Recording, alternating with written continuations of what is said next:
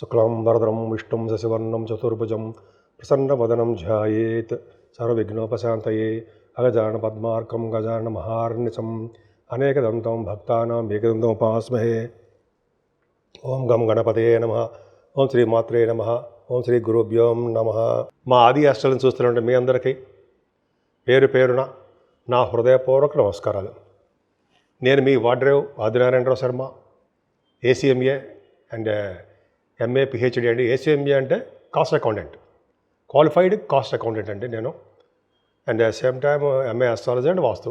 సరే, అది పక్కన పెడితే ఇప్పుడు మనం 15 జూన్ నుంచి 21 జూన్ వరకు కూడా ఆ వారం రోజులు ప్లానెట్ పొజిషన్ ప్రభావం ఎలా ఉండబోతుందో తెలుసుకుందాము. అందుకంటే ముందర ఏంటంటే మీ జాతకాలు చూపించుకోదలుచుకుంటే మీ కింద నెంబర్కి ఫోన్ చేయండి, తప్పకుండా పరిష్కార మార్గాలు చెప్తాను నేను. ఇప్పుడు ఆ నెంబర్ కూడా చెప్తాను, 7075389489 అండి. అది ఆస్ట్రాలజీ 7075389589. మీకు బాగా గుర్తుంటుంది. 389589 ఈజీగా అందరికీ గుర్తుంటుంది. సరే, అది పక్కన పెడతానండి. నేను మా వీడియోస్ మీకు నచ్చాయి అనుకుంటున్నాను. తప్పకుండా మీరు లైక్ చేయండి, షేర్ చేయండి, సబ్స్క్రైబ్ చేయండి. ధనురాశికి మీకు గురుడే మీకు సపోర్ట్గా అద్భుతంగా ఉన్నాడు. మీరు రాష్ట్రాధిపతి మిమ్మల్ని చూడడం వల్ల మీకు సేఫ్, హాయిగా ప్రశాంతంగా ఉంటారు. విదేశీ పర్యటనలు చేసుకుంటూ డబ్బు సంపాదించుకుంటూ ఉంటారు. శనీశ్వరుడు విదేశీ పర్యటన ఇస్తాడంటారా? ఇచ్చి తీరుతాడు. ఆయన మిమ్మల్ని పంపిస్తాడు కూడా. పైగా ఆయన మీకు మంచి యోగాన్ని కల్పించడానికి అవకాశం ఉంది. ఫైనాన్షియల్ స్టేటస్ పెంచుతాడు. అలాగే చంద్రరాహులు కూడా మీకు బాగా నేమ్ అండ్ ఫేమ్ తీసుకొస్తారండి. ముఖ్యంగా మీ తమ్ముళ్ళని తోబుట్టు వాళ్ళ మధ్యలో అనురాగ బంధాలు పెంచడము, వస్త్రాలు ఆభరణాలు కొనుక్కునేట్ చేయడము, కమ్యూనికేషన్ స్కిల్స్ పెంచుకునేట్ చేయడము. చంద్రరాహులు చాలా మంచి విశేషమైన సంపద కలిగించేట్టు చేస్తారండి. రాహు మిక్కిలి బలవంతుడు అయిపోతాడు. చంద్రుడితో కలిసిన కదా, బలవంతుడైపోయి చాలా శుభ విషయాలు మీకు చేస్తుంటాడు.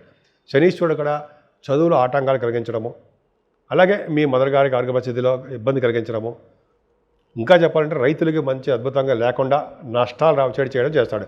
పుత్రిక సంతాన యోగం కలగడానికి మీ ఇంట్లో చాలా అవకాశాలు ఉన్నాయండి. జననం ఉంటుంది, పుత్రిక అమ్మాయిలు మీకు పుడతారు. స్టాక్ మార్కెట్లో కూడా మీకు బాగా రాణిస్తారు. ముఖ్యంగా ఆభరణాలు, వస్తువులు, తర్వాత డ్రెస్సెస్, మీ ఇంటిని జాగ్రత్తగా నీట్గా ఉంచుకోవడాలు, ఇవన్నీ పరిశుభ్రత బ్రహ్మాండంగా ఉంటుంది. మీ ఇల్లు చూడడానికి వస్తారంటే నేను అంటాను కానీ రాను.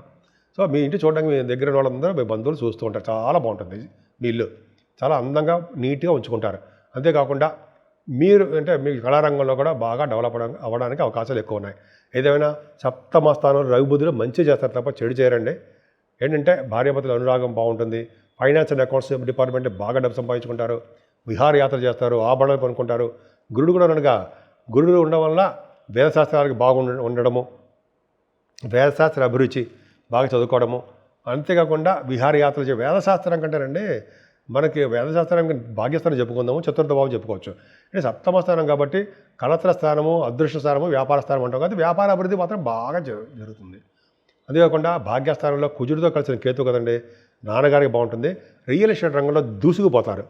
భూములు బాగా అమ్ముడుపోవడము, అపార్ట్మెంట్స్ అమ్ముడుపోవడము, భూములు మీరు కొనుక్కోవడము, ఈ వ్యాపారాభివృద్ధి చాలా బాగుంటుందండి. ముఖ్యంగా electricity, electronics, hardware, computer hardwares, ఇట్లాగా ఇవి చాలా మంచి యోగం కలగడానికి అవకాశం ఎక్కువ. ఉన్నతమైన విద్య రీత్యా విదేశీ పర్యటన జరిగి తీరుతుందన్న సందేహం లేదు. కుజ ప్రభావం చాలా బాగుంది కాబట్టి సుబ్రహ్మణ్య స్వామి ఆలయాలు, సుబ్రహ్మణ్య స్వామి దర్శనాలు మీకు బాగా జరుగుతాయి.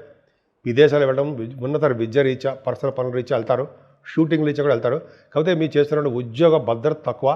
సాఫ్ట్వేర్ రంగ ఉద్యోగస్తులకు మాత్రం కష్టపడందే వాళ్ళకి ఉద్యోగం నిలబడదు. ఏదైనా వ్యాపారం చాలా బాగుంటుందండి. మీరు అనుకున్నట్టుగా కుజుడు ప్రభావం ఎలా ఉందో అలాగే గురు ప్రభావం కూడా మీకు లాభస్థానం ఉండడం వల్ల అనుకున్న దానికంటే లాభాలు అధికంగా వస్తాయి. కంటిన్యూస్ ఫ్లో ఆఫ్ మనీ ఉంటుంది. మీ అన్నయ్య గారికి చాలా బాగుంటుందండి. ఇలా చెప్పుకుంటే అద్భుతమైన ఫలితాలు చాలా ఉన్నాయి. ఏదైనా కాలసర్పదోషంలో రాహుతో కలిసిన కుజుడు ఉన్నాడు కాబట్టి, కేతు రాహువులు ఉన్నారు కాబట్టి మీరు అమ్మవారికి దర్శనాలు చేసుకోండి. అలాగే మీరంటే జనరల్గా అమ్మవారి దర్శనాలతో పాటు కేతు సుబ్రహ్మణ్య స్వామికి, అలాగే వినాయకుడి పూజలు చేయించుకోవడం వల్ల, అలాగే అమ్మవారి యొక్క దర్శనాలు చేసుకోవడం వల్ల శుభ ఫలితాలు పొంది తీరుతారు. అంతే కదండి, మీ రాశి వారికి అంటే మీ ధనురాశి వారికి చతుర్థ భావ శని అంత అద్భుతమైన ఫలితాలు ఇవ్వడం. కాబట్టి మనం ఏం చేద్దాం, మనంటే మీరు ఏం చేయాలంటే ముఖ్యంగా శనీశ్వరుడికి ప్రతి శనివారం వీలుంటే కొన్ని శనివారాలు 7 వారాల పాటు మీరు తైలాభిషేకం చేయించుకోండి. అలాగే శనీశ్వరుడికి దీపారాధన చేయడము, తైలాభిషేకం చేయించుకోవడం వల్ల, అలాగే వెంకటేశ్వర స్వామి దగ్గర అఖండ దీపారాధన పెట్టడం వల్ల శని వల్ల వచ్చే దోషాలు చాలా పరిహారం అవుతాయండి. శని పక్కనే జనరల్గా పక్కనే ఆంజనేయ స్వామి కూడా ఉంటారు. ఆయనకి తమలపాకులతోటి పూజ చేయించడము, అలాగే అప్పాలు నైవేద్యం పెట్టడము, అలాగే గారెలు దండ అంటారు సరే, ఆ గారెలు అవి దండ వేయడము, అలాగే సింధూరం శనివారం కానీ లేకపోతే మీరు మంగళవారాలు కానీ శనివారం శని స్వామికి ఆంజనేయ స్వామికి సింధూరం రాయించిన వాళ్ళకి శని ప్రభావం తగ్గుతుంది అంటారు శాస్త్రం.